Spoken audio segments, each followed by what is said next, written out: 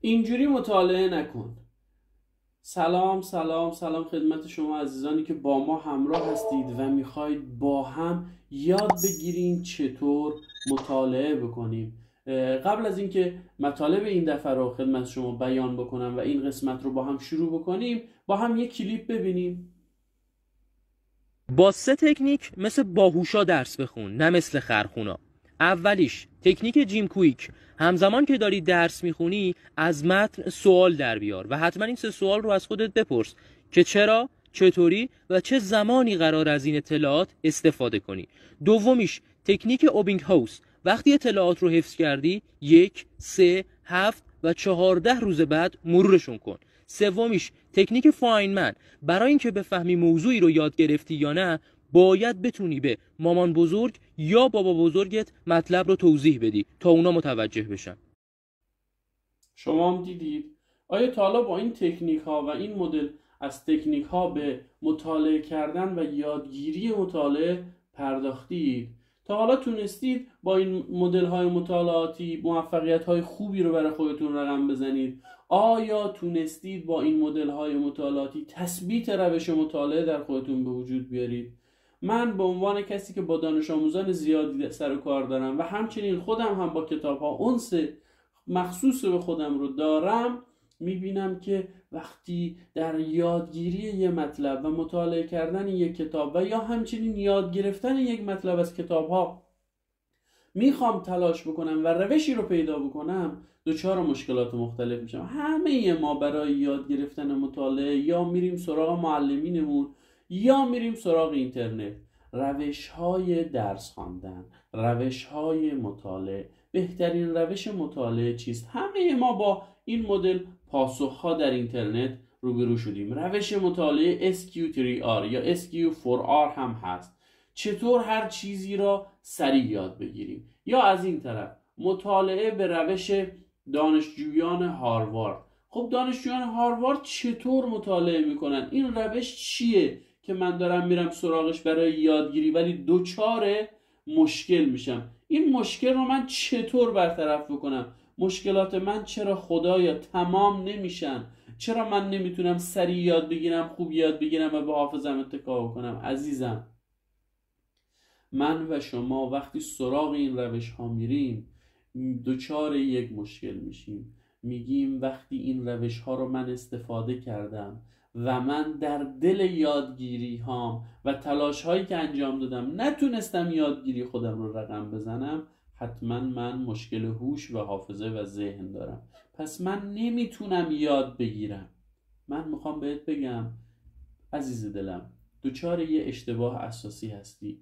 تو نه فرقی داری با دانشجویان هاروارد، نه روش مطالعات اشتباهه. تو یک زیربنا مشکل داری. با من همراه باش. در انتهای کلیپ میخوام اصلا شاه کلید حل کردن روش های مطالعه رو بهت یاد بدم. ببینی چطور میتونی مطالعه بکنی و مشکلات خودت رو برطرف بکنی و از این به بعد از مطالعه کردن لذت ببری. خب اینجا رو نگاه بکنید به این دایره.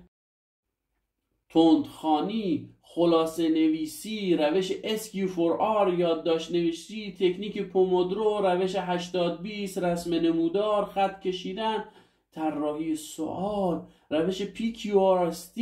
این روش های عجیب غریب هم که شما دوباره آوردی آقای مربی، ما چطور میتونیم یاد بگیریم؟ یه لحظه صبر بکنید، میخوام یه حرفی بزنم. تا به حال سراغ تعمیرکارا رفتید، دیدید یه کیف همراهشونه؟ اون کیفشون داخلش چیه؟ ابزاراشون رو میذارن اونجا. کسی که کار تعمیراتی بلد نیستش، کاری رو مهارت نداره و نمیتونه انجامش بده، آیا اگر بره از مغازه ابزارالاتی یک کیف ابزار پر از ابزار بخره میتونه چیزی رو تعمیر کنه؟ مثلا بگن این پیچ رو باز کن، پیچ کشتی 2 سو بخوره اما اون یه پیچ کشتی 4 سو در بیاره یا 4 فرانسه در بیاره بخواد اون پیچ رو باز کنه. آیا این کارپذیره؟ نه. عزیزان من، این چیزی که شما دارید میبینید جعبه ابزار مطالعه است. شما بدون اینکه بدونید این ابزارها هر کدومشون برای چه موقعی و چه موقعیتی به کار میرن، میاید سراغشون، شروع میکنید به استفاده کردنشون و دچار مشکلات میشید. بعضی از این ابزارها برای دروس خواندنی هستند، بعضی از اونها برای درس‌های مفهومی هستند، بعضی از اونها برای تحلیل کتب هستند، بعضی از اونها برای به دست آوردن علم ساخته شدن. اما من و شما بدون کنکاش، بدون دنبال گشتن رفتیم سراغ اینها و مهارت خواندن رو یاد نگرفتیم. حالا اون شاه کلیدی که میخواستم بهتون بدم اینه: شما اگر قرار مطالعه بکنید، قرار درس خوندن رو یاد بگیرید، باید برید سراغ مهارت مطالعه. بدون مهارت مطالعه تمام این ابزارها مثل همون جعبه ابزارن. شما وقتی تعمیرات یک ماشین رو بلد نباشید،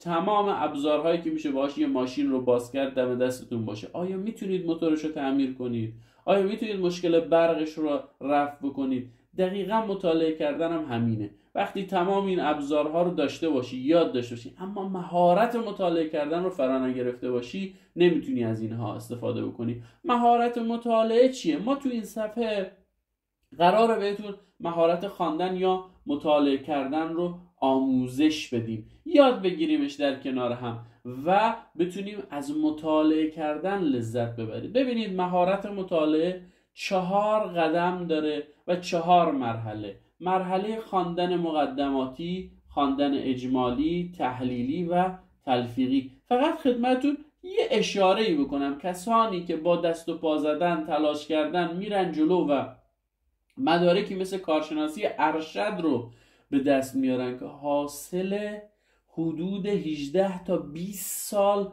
مطالعه کردن و درس خوندن هستش، به زحمت تازه میرسن به سطح مطالعه تحلیلی. تازه طبق مطالب و جستجوها و برخوردهایی که من با انسانهای متفاوت داشتم و بهشون آموزش دادم، میبینیم اکثر این افراد مهارت مطالعه تحلیلی رو ندارن. برای همین میرن پایان نامه رو میخرن. تازه بماند مهارت مطالعه تلفیقی که در سطح دکترا مطرح میشه، کسانی که دارن دکترا میخونن میتونن این مهارت رو داشته باشن، هم به همین صورت و همین چالش ها رو داریم. هرچند کسانی که تو این سطوح رسیده باشن، در این سطح مدارک مطالعه کرده باشن و تلاش کرده باشن، با سختی بسیار، با زحمت بسیار، شمه های از این مهارت ها رو به دست آوردن. خب آقای مربی یا آقای نگهبان که تو این صفحه داری به ما توضیح میدی که چطور مطالعه کردن رو یاد بگیریم، به ما بگو که یه تعیین سطح کوچولو انجام بدیم مهارت مطالعه کردنمون رو حداقل امیدوار بشیم بدونیم تو کدوم سطحیم. عزیزان من، مهارت مطالعه مقدماتی، انتهاش و اینکه بدونید شما آیا تونستید مهارت مقدماتی مطالعه رو طی بکنید یا نه، اینه: اگر شما رفتید وارد یه اداره شدید، هر کدوم از شما یه آشنایانتون تونستید یک دونه فرم اداری رو راحت بدون پرسجو، بدون اذیت شدن پر بکنید، شما مهارت مقدماتی رو به طور کامل به دست آوردید. یعنی پر کردن یک فرم اداری که اطلاعات و مشخصات و یه سری چیزهای از این قبیل رو از شما میخواد، میشه کف مهارت مطالعه. و حالا برید جستجو بکنید چقدر دانشجو، چقدر افراد با سابقه سن بالا دارای مدارک مختلف که توانایی یک پر کردن یک فرم اداری رو ندارن.